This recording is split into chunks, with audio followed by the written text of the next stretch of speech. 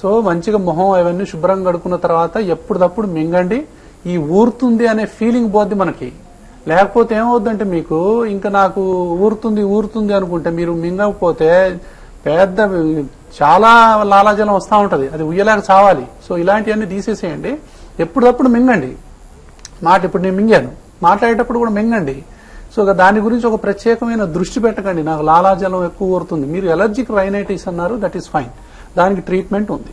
దానికి చక్కగా గనక ట్రీట్మెంట్ తీసుకున్నట్లయితే అలర్జిక్ రైనైటిస్ ఉంది, దాంతోపాటు సైనస్ ఉందా, పాలిప్స్ ఉన్నాయా, టాన్సిల్స్ ఉన్నాయా, దాంతోపాటు ఆస్మా కూడా ఉందా, పరిగెత్తితే ఆయాసం వస్తుందా, మెట్లెక్కితే ఆయాసం వస్తుందా, డస్ట్ పడట్లేదా, వాతావరణంలో మార్పులు పడట్లేదా, దానికి కరెక్ట్ వైద్యం తీసుకుంటే అలర్జిక్ రైనైటిస్ అనేది తగ్గిపోతుంది. దానికి సమస్య లేదు. ఇది కూడా సమస్య కానే కాదు. మనం లాలాజలాన్ని సమస్య అనుకున్నంతకాలం అంతకంటే పెద్ద సమస్య ఉండదు. సో శుభ్రంగా నోరు కడుక్కోండి. డెంటల్ ప్రాబ్లమ్స్ ఏమన్నా ఉంటే చూయించుకోండి. కాబట్టి మనం ఎప్పుడు ఊరింది అప్పుడు మింగేయటమే. ఓకే డాక్టర్ గారు, నెక్స్ట్ కాల్ రిసీవ్ చేసుకుందాం. నమస్తే ప్రశాంత్ గారు. ప్రశాంత్ గారు నమస్తే అండి, డాక్టర్ స్టార్ కార్యక్రమానికి స్వాగతం. హలో, నమస్కారం అండి, చెప్పండి. నమస్తే సార్. అది మా వైఫ్ కి కొద్దిగా ప్రాబ్లం ఉంది. ఏముంది? మా వైఫ్ కి ఆస్మా ప్రాబ్లం ఉంది. సో ఆమె ప్రెగ్నెంట్ ఉంది.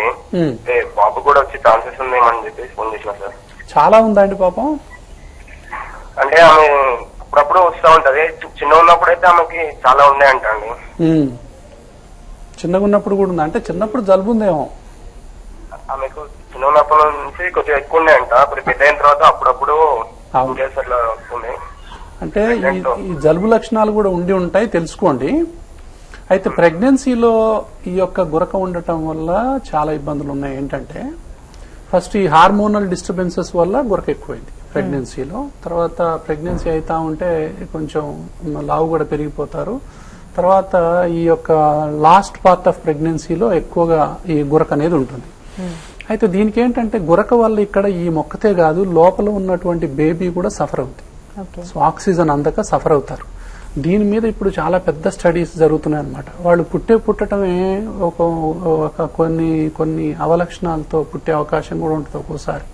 సో వాళ్లలో కూడా ఆ ఎలర్జీ లక్షణాలు అంటే చిన్నప్పటి నుంచి, అంటే కొన్ని టాక్స్ అనే మెదడులో విపరీతమైనటువంటి చేంజెస్ వచ్చి ఆటిజం అనేటటువంటి ఒక ప్రాబ్లం ఉంటుంది. ఆటిజం అనేది అందరికి కాదు, అది కొన్ని వేల మందిలో లక్షల మందిలో కొంతమంది పిల్లలు ఆటిజానికి ఎందుకు గురవుతున్నారంటే చిన్నప్పుడే వాళ్ళకి ప్రెగ్నెన్సీలో ఉన్నప్పుడు తల్లికి గురక ఉందా, గురకకు దీనికి లింక్ ఉందా, పుట్టిన పిల్లలు కూడా శ్వాస కరెక్ట్ గా పీలుస్తున్నారా లేదా, పుట్టినప్పటి నుంచి డే 1 నుంచి అబ్జర్వ్ చేయాలి. పుట్టినప్పటి నుంచే కొంతమంది తల్లి అబ్జర్వ్ చేస్తుంది, ఈ పిల్లవాడు గాలి సరిగా పీల్చట్లేదు, వీడు కరెక్ట్ గా నిద్రపోవట్లేదు, నిద్రలో ఏదో డిస్టర్బెన్స్ ఉంది, ఏదో ముక్కు బ్లాక్ అయింది అని తల్లి ఫస్ట్ గమనిస్తుంది. అది చాలా ఇంపార్టెంట్ అన్నమాట. ఆ చిన్న పిల్లల దగ్గర నుంచి గనక మనం అది ఏముందిలే, ఆ శ్వాసలో ఏముందిలే, అది అదే పోద్దులే అనుకుంటే మాత్రం వాళ్లలో బ్రెయిన్ డెవలప్మెంట్ లో కొన్ని విపరీతమైనటువంటి పరిణామాలు వచ్చే అవకాశం ఉంటుంది. కాబట్టి ప్రెగ్నెన్సీలో గురక ఉంటే దానికి వెంటనే ట్రీట్మెంట్ తీసుకోవాలి. ప్రెగ్నెన్సీకి ముందు నుంచి ఈవిడలో చిన్నప్పటి నుంచి గురక ఉందన్నారు కాబట్టి రెస్పిరేటరీ అలర్జీ చిన్నప్పటి నుంచి ఏమైనా ఉందా ఈ పేషెంట్ లో, అది ఇప్పుడు ప్రెగ్నెన్సీతో ఇంకా ఎక్కువైందా, ప్రెగ్నెన్సీలో ఏంటంటే ఆస్మా కొంతమందికి అలర్జీ డబల్ అయిపోతాయి. కాబట్టి దానికి ట్రీట్మెంట్ తీసుకున్నట్లయితే గురకతో బాధపడే అవకాశాలు ఈ రోజుల్లో లేదు. గురకకు అత్యద్భుతమైనటువంటి శాస్త్రీయ వైద్యం అందుబాటులో ఉంది.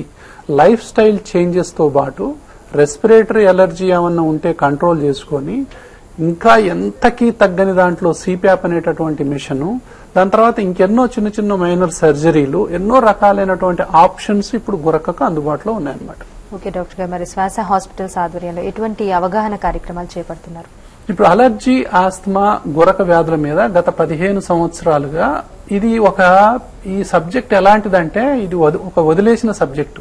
అంటే అలర్జీ, ఆస్తమా అనేది కామన్ ప్రాబ్లమ్స్, ఏదో మూఢనమ్మకాలు, నాటు వైద్యాలు, గాడిద పాలు తాగితే పోద్ది, లేకపోతే ఏదైనా చేప మందులు వేసుకుంటే పోద్ది అనేటటువంటి దాంట్లో నుంచి ఇప్పుడు దీనికి ఈ అవగాహన ద్వారా దీనికి ఒక సైంటిఫిక్ వైద్యం అందుబాటులో ఉంది. దీనికి అత్యాధునికమైనటువంటి శాస్త్రీయ వైద్యాలు అందుబాటులో ఉన్నాయి. ఈ జబ్బు పసిపిల్లలు మొదలుకొని పండు ముదసలి వరకు బాధిస్తుంది, వేధిస్తుంది. టోటల్ ఫ్యామిలీయే రోధిస్తుంది దీంతో. అంటే వాళ్ళు ఎంత బాధపడతారు అనేది వాళ్ళని అడిగితే చెప్తారు. ఒక కుటుంబం అలర్జీ, ఆస్మా పేషెంట్ ఉంటే ఎంత డిస్టర్బ్ అవుద్దో